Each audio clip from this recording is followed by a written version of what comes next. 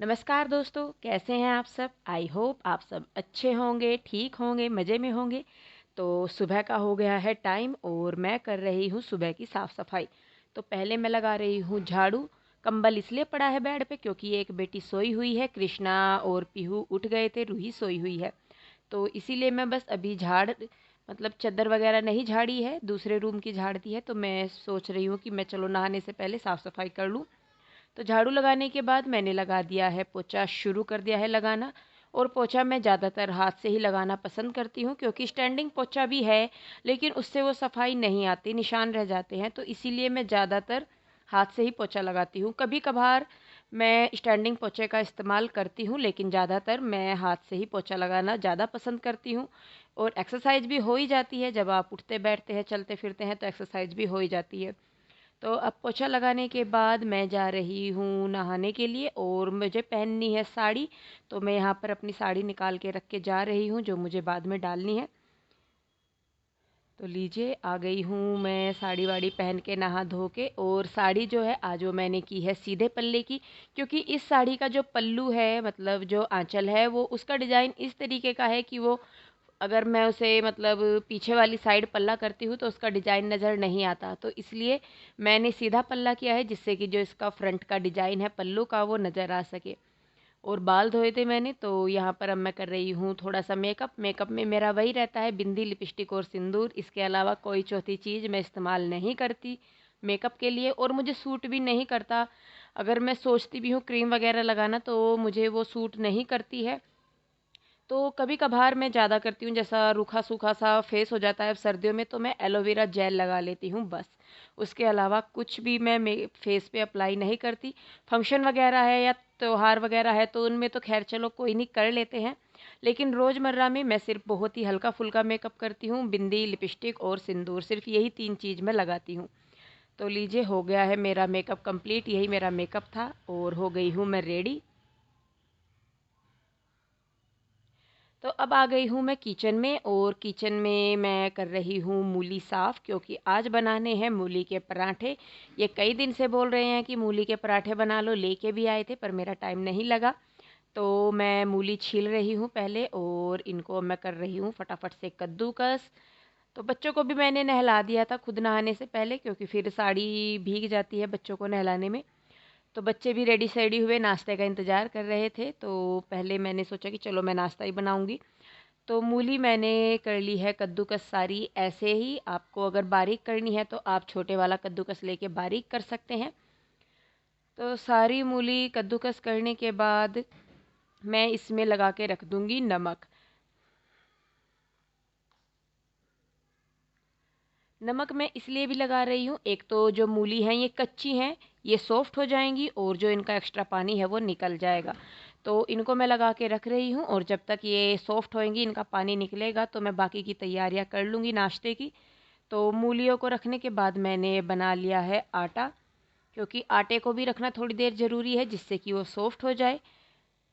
तो मैं अच्छी तरीके से मसल मसल के आटा लगा रही हूँ, और इसके बाद मैं पराठों में डालने के लिए अदरक और हरी मिर्च को चॉप करूँगी। मेरे पास ये चॉपर है, तो बारीक बारीक करूँगी मैं चॉप। हाथ से काटूँगी तो इतना बारीक नहीं कटता, लेकिन चॉपर से बिल्कुल फाइनली कट जाता है, जैसा कि आपको डालने के लिए चाहिए पराठों में। और मूली ऑलरेडी मोटी होती है, कच्ची है वो, तो इसीलिए उनमें बारीक ही जितना डालेंगे उतना ही अच्छा है। तो मैंने यहाँ पर अदरक और हरी मिर्च को लेकर उनको बारीक बारीक कर लिया है चॉप। और एक ली है मैंने बड़े साइज की प्याज डालने के लिए ही, और इसको भी मैं फाइनली चॉप कर लूँगी। पर मेरे पास हरा धनिया नहीं था, अगर वो होता तो ज़्यादा अच्छा हो जाता, पर मेरे पास अवेलेबल नहीं था इस टाइम पे, तो मैंने नहीं डाला। तो अब जो मूली है उनका निकल गया है पानी एक्स्ट्रा, तो मैं उसको एक सूती कपड़े में लेके निचोड़ लूँगी अच्छे तरीके से, दबा दबा के। अगर आपको हाथ से वैसे मतलब हाथ में लेके दोनों में वैसे निकालना होता है तो वैसे निकाल लीजिए, पर मुझे इससे ज़्यादा कन्वीनियंट लगता है पानी निचोड़ना, क्योंकि इससे सारा पानी निचुड़ जाता है, और जो मूली है वो मतलब बहुत अच्छे तरीके से मतलब सूख जाती है, ज़्यादा पानी उनमें नहीं होता। क्योंकि मूली के पराठे बनाने हैं तो पानी रहेगा तो पराठे नहीं बनेंगे अच्छी तरीके से। और मैं बना रही हूँ सिंगल मूली के पराठे, तो अगर इनमें थोड़ा भी पानी रहेगा तो वो नहीं बनेंगे। तो देखिए मूली हो गई है बिल्कुल सूखी सी, और इसमें मैं डाल दूँगी अब प्याज, अदरक और मिर्च का जो मैंने मतलब चॉप की थी, बारीक काटी थी, वो मैं इसमें मिक्स कर रही हूँ। और डालूँगी कुछ मसाले, नमक थोड़ा ही डालूँगी क्योंकि पहले डाला हुआ था, थोड़ी-सी लाल मिर्च, थोड़ा-सा जीरा और थोड़ा-सा कुटा हुआ धनिया। तो सिर्फ़ ये मसाले मैंने डाले हैं और इन्हीं से ही इनका टेस्ट जो है वो बहुत अच्छा हो गया था। तो मसालों का इस्तेमाल मैं आपको यही बोलूँगी, जितना कम आप करेंगे उतना ज़्यादा अच्छा है, क्योंकि सिंपली चीज़ें जो होती हैं वो बहुत अच्छी लगती है बनाने में, खाने में। तो अब मैं बना रही हूँ पराठे, और वैसे तो आमतौर पर मूली के पराठे डबल ही बनाए जाते हैं, लेकिन मैं आलू के पराठों की तरह मूली के पराठे भी सिंगल ही बनाती हूँ। प्रोसेसिंग सेम वही है जो आलू के पराठों के साथ है। थोड़ा सा बड़ा पेड़ा ले लीजिए, हाथों से उसको बड़ा कीजिए, बेलन का इस्तेमाल कम ही करेंगे तो ज़्यादा अच्छा है। और अच्छी तरीके से स्टफिंग जो है वो भर लीजिए उसमें, और ऊपर से मुंह बंद करके एक्स्ट्रा आटा निकाल दीजिए। और कोशिश करें कि आप पराठे को हाथ से ही ज़्यादा फैलाएं, क्योंकि जितना आप उसको हाथ से फैलाएंगे उसके टूटने के चांसेस उतने ही कम हो जाएंगे। तो बेलन पे सिर्फ आपको इसलिए यूज करना है जिससे कि जो ये पराठा है वो थोड़ा सा बड़ा हो जाए, और जो मसाला है अंदर का स्टफिंग है वो अच्छी तरीके से फैल जाए। तो लीजिए पराठा मेरा हो गया है तैयार बन के, और मैं इसको डाल दूंगी तवे पे। तवे पे मैंने थोड़ा सा ऑयल डाला है जिससे कि पराठा ना चिपके। और बस इसी तरीके से मैं सारे पराठे बना ले रही हूँ, और ये कर रहे थे काम, तो इसीलिए मैं बस पराठे बना के रख रही हूँ और बच्चों को मैंने दे दिए हैं। तो दही के साथ, अचार के साथ मैंने लिया है पराठा, तो आइए आप लोग भी खा लीजिए।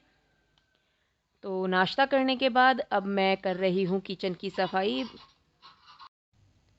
तो बर्तन मैं रैक में लगा रही हूँ, और नीचे जो बर्तन हैं वो मैं पहले मांज लूँगी, फिर उसके बाद धो लूँगी।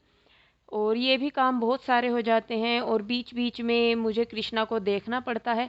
वीडियो देखने पर आपको ऐसा लगता होगा कि मैं कंटिन्यू कर रही हूँ, पर नहीं, कंटिन्यू नहीं हो पाता। बहुत बार मुझे काम छोड़ के कृष्णा को देखना पड़ता है।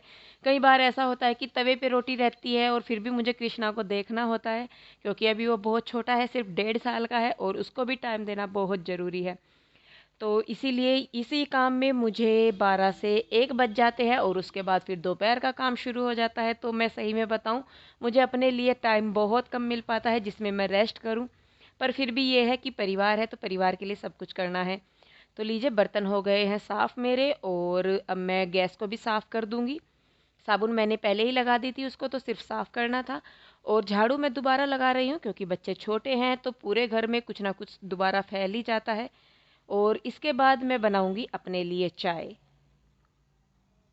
बना रही हूँ मैं अपने लिए चाय। और काम तो नहीं कहूँगी कि ख़त्म हो गया है, क्योंकि काम तो ख़त्म होते ही नहीं है, अभी भी बहुत काम ऐसे हैं। और 1 बज गया है सुबह के काम निपटाते निपटाते ही।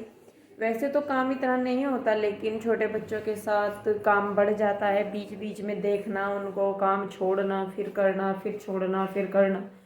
तो अभी कृष्णा को सुलाया है, और मैं सोच रही हूँ कि जब तक वो सो रहा है तो मैं फटाफट से काम निपटा लूँ। मशीन लगानी है, कपड़े धोने हैं, सर्दियों के कपड़े निकाले थे और गर्मियों के कपड़े रखने हैं, तो अभी बहुत काम रहता है।